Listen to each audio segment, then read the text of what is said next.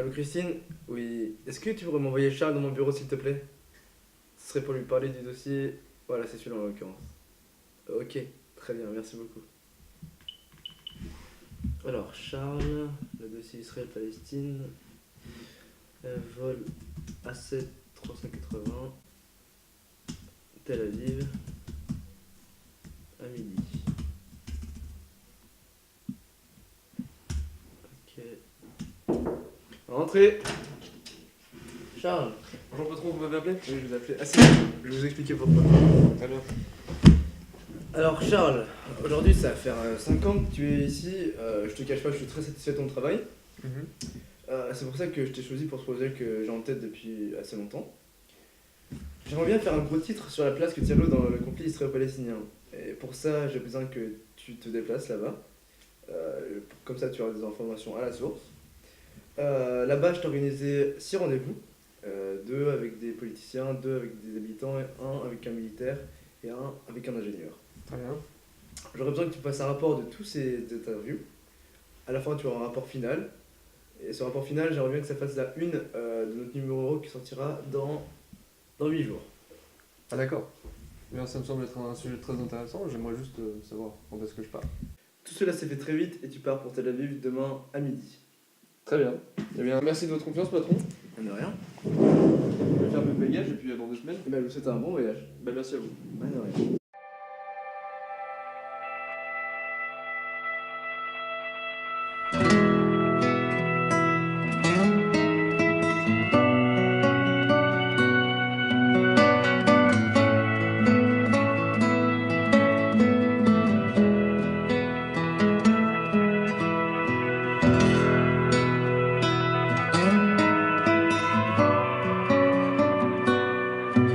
Donc bonjour monsieur, je me présente, je m'appelle Charles Enderlin et je suis reporter à la source. Donc en fait je suis venu dans votre pays pour écrire un article sur la place que tient l'eau dans le conflit israélo-palestinien. Et du coup je veux recueillir le point de vue de certaines personnes. Donc pour commencer, est-ce que vous pourriez vous présenter s'il vous plaît? Bonjour, je suis le lieutenant Amiram. Alors bonjour, je m'appelle Monsieur Naïm. Alors bonjour, je m'appelle Marouf Madani. Donc bonjour, je suis Monsieur Charette. Bonjour, je m'appelle Monsieur Bakir. Bonjour, je m'appelle Yoram. Alors tout d'abord, avant d'aborder la question de l'eau, y a-t-il tout simplement un impact militaire sur cette crise?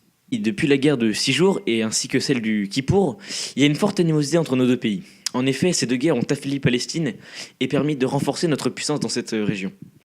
Certains médias véhiculent l'information que vous contrôlez la Palestine et qu'ainsi vous vous accaparez la plupart des ressources en eau du pays. De cette manière, vous défavorisez les Palestiniens. Est-ce que vous confirmez? Le pays existe seulement depuis 1948. Il nous a été légué après la Seconde Guerre mondiale. Nous avons déjà subi et gagné 2 guerres. En 1967 a eu lieu la guerre de 6 jours. Cette guerre opposant la coalition des pays arabes face à notre pays, qui s'est résultée par une nette victoire d'Israël. Cette victoire nous a permis d'étendre largement notre territoire. De ce fait, nous avons récupéré une nette partie du territoire palestinien, ce qui a mené à une supériorité de notre pays. Ainsi, cela nous a permis d'augmenter nos ressources en eau. Une deuxième en 1973, nous permettant ainsi de renforcer notre contrôle sur la Palestine. Très bien. Pour continuer dans votre idée, je vais vous citer quelques chiffres tirés d'études. Donc tout d'abord, sur 640 millions de mètres cubes d'eau dans l'aquifère montagneux, vous en possédez 460 millions. Et la Palestine n'en possède que 110. Donc ça montre vraiment qu'il y a une grande supériorité de votre pays sur la possession de l'eau. De plus, vous êtes implanté sur un territoire qui n'est pas officiellement vôtre. Il y a actuellement environ 500 000 habitants et plus de 150 colonies en Cisjordanie. Donc, qu'avez-vous à répondre à cela? Écoutez monsieur, je pense que tout le monde a pour préjugé que nous délaissons la Palestine pour se focaliser sur nos ressources de notre pays. Mais c'est faux. Comme je vous l'expliquais juste avant, il nous a été légué en 1948. Maintenant, nous rentrons dans une politique de défense, notamment grâce à l'opération Bordure Protectrice. Cette opération sert à renforcer la protection de nos frontières, permettant de réduire les menaces provenant des pays voisins, et ainsi favoriser la sécurité de nos habitants, ce qui explique la situation de Palestine. Je comprends votre avis, mais connaissez-vous la difficulté des habitants palestiniens dans leur quotidien? C'est-à-dire qu'ils sont en situation de stress hydrique, et en plus de ça, très souvent les armes sont employées pour résoudre les problèmes, alors qu'il y aurait des solutions beaucoup plus pacifiques à ces situations, disons, extrêmes. En effet, je comprends totalement la situation des Palestiniens. Il est vrai que leurs conditions de vie se compliquent. Malheureusement, je n'ai aucun pouvoir pour faire bouger les choses. Donc je vous remercie, colonel, pour vos réponses qui m'ont éclairé sur le conflit et je vous souhaite une bonne continuation dans votre carrière. Moi de même, et bonne chance pour votre article.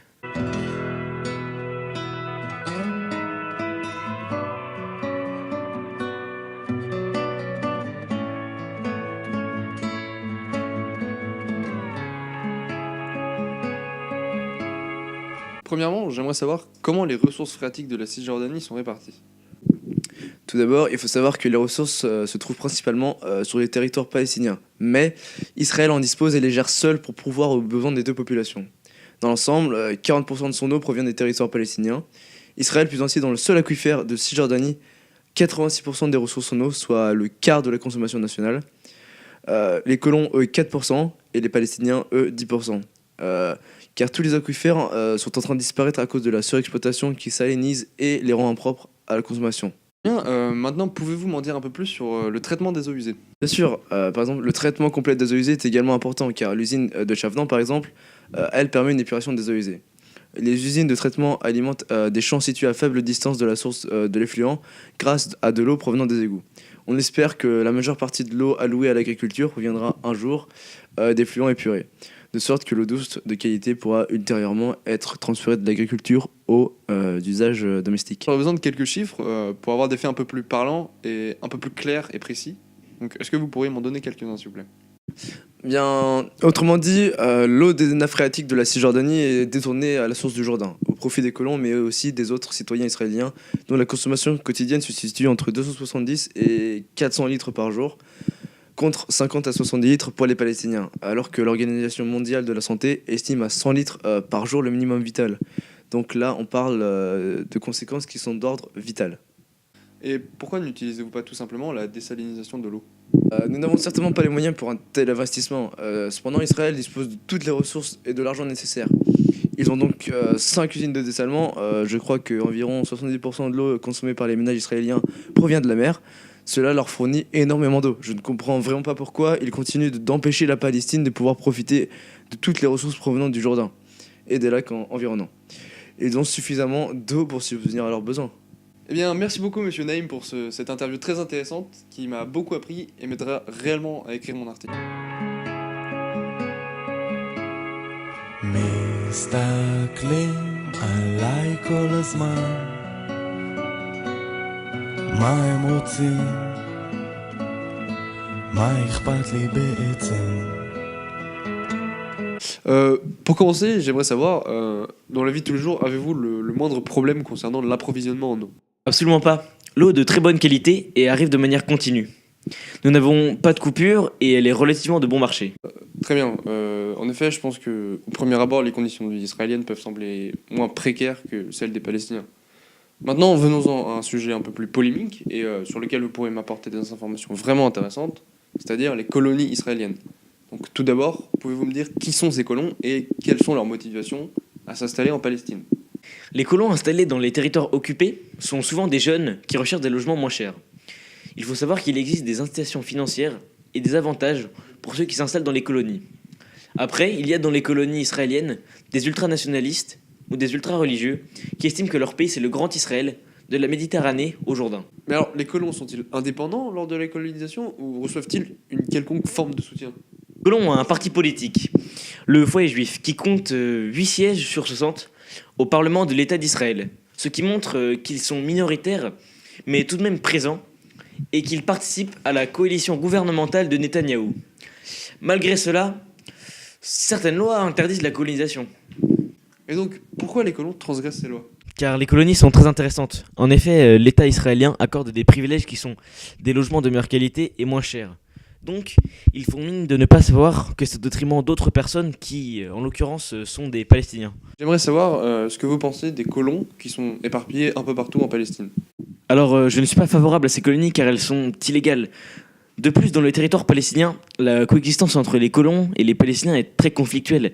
Depuis l'été dernier, la tension est encore montée d'un cran, avec des agressions meurtrières de part et d'autre, ce qui conduit l'État d'Israël à mener une politique plus répressive. Et pensez-vous que ça pourrait s'arranger dans le futur? Je ne pense pas, car les implantations de plus de 130 colonies et avec elles plus de 600 colons rendent aujourd'hui inimaginable la création d'un État palestinien viable. Pouvez-vous établir un lien avec le problème de la gestion de l'eau en Israël-Palestine? Bien sûr, le lien est évident, car Israël accepte d'approvisionner les colonies en eau et les Palestiniens doivent payer des taxes pour accéder à cette eau. Et évidemment, tous n'en ont pas les moyens. Je trouve que cette situation n'est pas équitable. Je vous remercie de votre temps et vous souhaite une bonne continuation. Bien, ce fut un vrai plaisir de vous aider.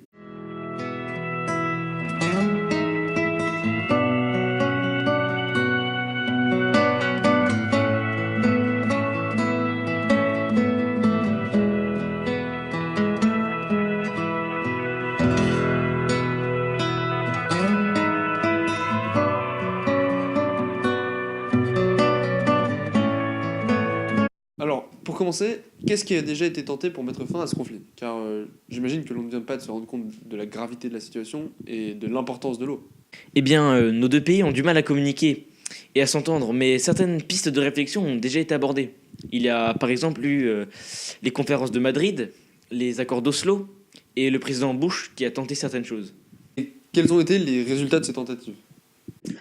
Malheureusement, chacune de ces tentatives se sont soldées par des échecs.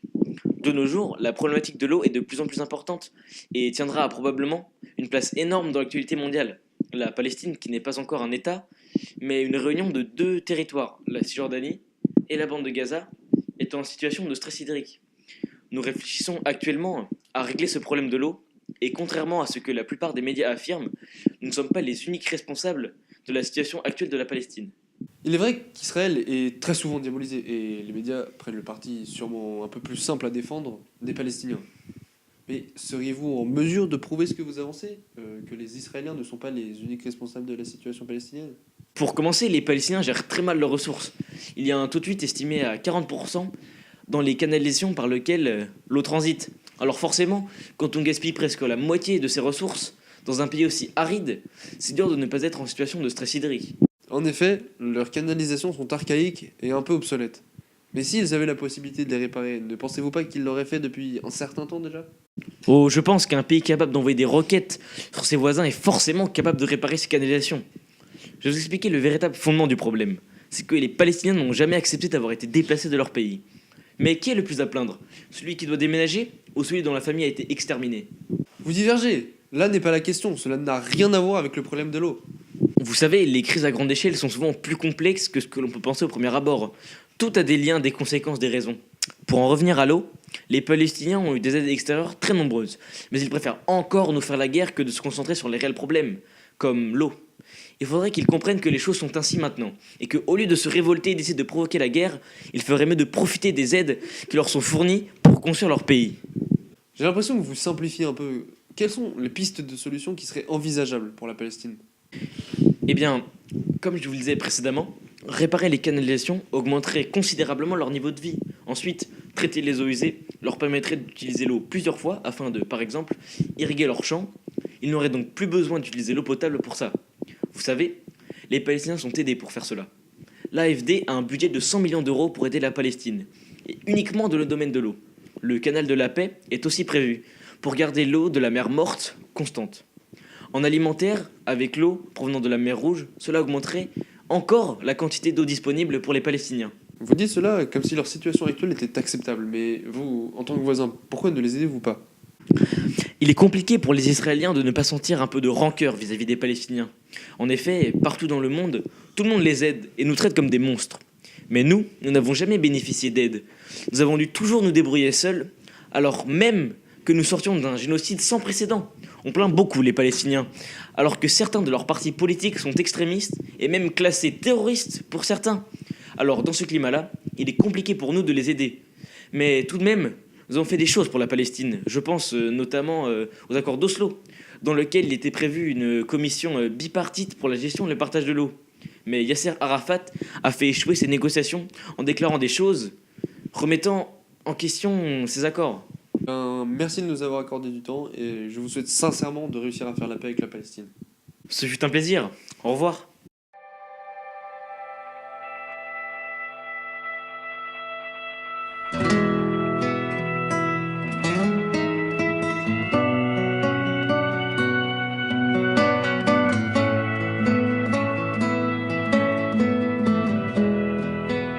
Alors, Il faut savoir qu'en Palestine, les habitants disposent d'environ 85 mètres cubes d'eau par an et par habitant. Sachant qu'à 250, on est déjà en situation de stress hydrique. J'imagine donc que la situation doit être plus que difficile à vivre. Quelles sont pour vous les manières de s'approvisionner en eau? L'État palestinien nous vend de l'eau, mais il reste un coût très élevé et de très mauvaise qualité. Israël est responsable de la plupart de nos problèmes. Je vais vous donner un exemple. Très simple. Durant la moitié de l'année, nous avons de l'eau courante et lorsque celle-ci n'est pas suffisante, l'eau de pluie que nous récoltons à moyen de citernes sur nos toits nous permet de compléter nos besoins en eau. Mais quand on est en été, c'est plus du tout la même histoire. Déjà, pour commencer, il ne pleut plus. Et du fait de la chaleur, nous n'avons plus d'eau courante. Donc nous sommes obligés d'acheter de l'eau, des camions citernes qui passent par les villages à un prix exorbitant. Concrètement, comme les Israéliens décident de si oui ou non nous avons accès à l'eau, nous payons 4 fois plus cher qu'eux l'eau que nous vend la municipalité au moyen de camions citernes. Et j'imagine que les PIB israéliens et palestiniens ne sont pas comparables. Mais j'aimerais savoir, tout le monde accuse Israël et la désigne comme en partie responsable de votre crise hydrique. Pourriez-vous m'éclairer un peu à ce sujet? Pour commencer, si nous n'avons pas d'eau courante, c'est entièrement de leur faute. Ils détournent le Jourdain, en grande partie, le lac Tibériade, le Golan et le Yamork.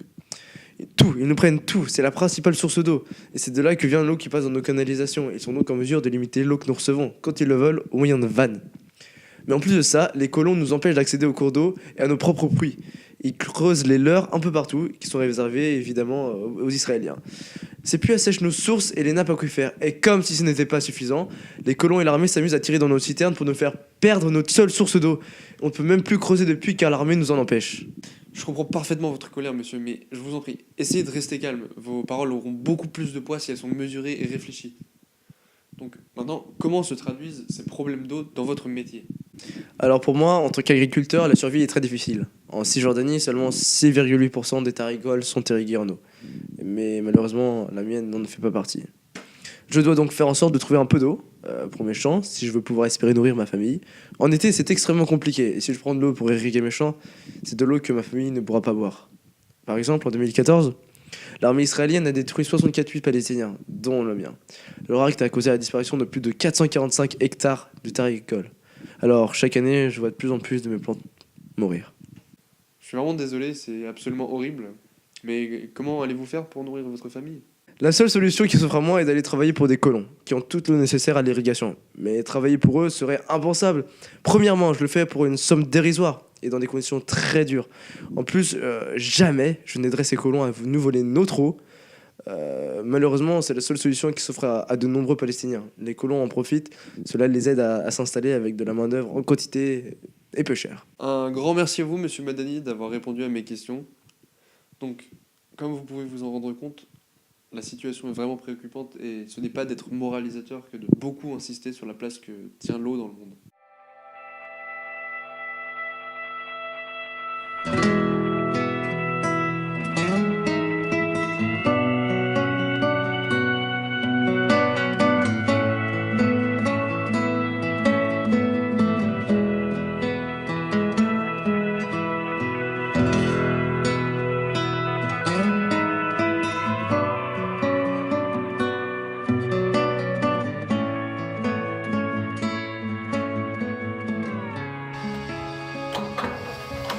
Oh, bonjour Charles. Alors, pour commencer, j'aimerais que vous m'éclaircissiez sur la répartition des ressources hydrauliques. Eh bien, Israël, après les guerres successives de 6 jours et de Kippour, se partage environ la moitié du plateau du Golan avec la Syrie. Le Golan est un château d'eau stratégique d'où proviennent une grande partie des affluents du Jourdain. Depuis ces guerres, Israël détourne une grande quantité d'eau provenant du Jourdain pour sa consommation personnelle. La compagnie nationale israélienne s'occupant de l'eau, Mekorot, a construit, juste après la guerre des 6 jours, ces systèmes d'adduction de l'eau du Jourdain pour approvisionner les colonies. Malheureusement, le Jourdain coulant en Cisjordanie était la majeure source d'approvisionnement en eau pour les populations locales, les Palestiniens. De plus, les colons israéliens creusent des puits asséchant nos nappes phréatiques et empêchant les habitants d'accéder aux puits et aux cours d'eau. Le résultat de tout ça est qu'en moyenne, un habitant israélien dispose de 4 fois plus d'eau pour sa consommation qu'un Palestinien. Mais j'imagine que depuis la guerre du Kippour, la situation a dû beaucoup évoluer. N'y a-t-il eu aucune piste de réflexion évoquée pour mettre fin à ce conflit? C'est vrai que le fait qu'Israël monopolise les ressources hydrauliques de notre propre pays est plutôt difficile à accepter pour les Palestiniens et ce qui rend la communication beaucoup plus compliquée. On pourrait désaliniser l'eau, Israël le fait déjà, mais cela reste extrêmement coûteux, en tout cas trop pour la Palestine. Le traitement des eaux usées pourrait aussi s'avérer être une alternative intéressante, car cela permettrait de dépenser moins d'eau dans de nombreux domaines, et donner une seconde vie à l'eau. Mais cela ne réglerait pas réellement le manque d'eau que ressent la Palestine. Donc pour commencer, il faudrait penser à répartir la ressource avant de chercher à la créer. Israël actuellement a assez de ressources pour pouvoir subvenir à ses besoins. Il pourrait donc nous laisser plus de ressources, cela ne serait pas un réel sacrifice pour eux. Vous semblez rancunier à l'égard des Israéliens, mais que leur reprochez-vous concrètement? Eh bien, pour commencer, il est impossible pour la Palestine d'avoir la moindre initiative tant les règles de sécurité israéliennes sont ultra protectrices et nationalistes, ce qui est un réel frein à notre développement. Il nous a fallu plus de 10 ans pour obtenir le permis de construire l'usine de traitement d'eau usée de Naplouse. De plus, Netanyahou, le Premier ministre israélien, est responsable de l'échec des accords d'Oslo. Il s'en est même vanté lors d'une discussion, ne sachant pas que des caméras tournaient. Effectivement, la paix semble bien compromise dans un tel climat. Absolument, surtout que les Israéliens font tout pour entretenir ce climat tendu entre nos deux nations. Lors du dernier ramadan, Mekorot, dont je vous parlais juste avant, a coupé l'arrivée d'eau dans de nombreuses villes palestiniennes. Ce qui, au vu de la chaleur qu'il faisait à ce moment-là, a été une épreuve très éprouvante, vous vous en doutez. Heureusement, tout espoir n'est pas perdu. J'ai cru entendre parler d'un projet ayant pour but d'apporter une solution au stress hydrique en Cisjordanie. Pouvez-vous nous en apprendre davantage? Le projet dont vous parlez se nomme le canal de la paix. Le principe serait d'apporter une très grande quantité d'eau depuis la mer Rouge jusque dans la mer Morte et dans un bassin de dessalement. Si ce projet extrêmement coûteux venait à voir le jour, cela serait un réel soulagement pour les Palestiniens, car cela voudrait dire plus d'eau pour l'agriculture, pour l'industrie, pour la consommation, et cela voudrait dire que aussi il y aurait le sauvetage de la mer Morte qui disparaît lentement du fait du détournement de ses affluents. J'espère sincèrement que ce projet verra le jour, car il serait bon que cette région du monde se stabilise enfin, tant pour le développement d'Israël que pour le développement de la Palestine, car si l'eau est une composante majeure de l'accès à la paix ne se fera pas sans l'accès à l'eau.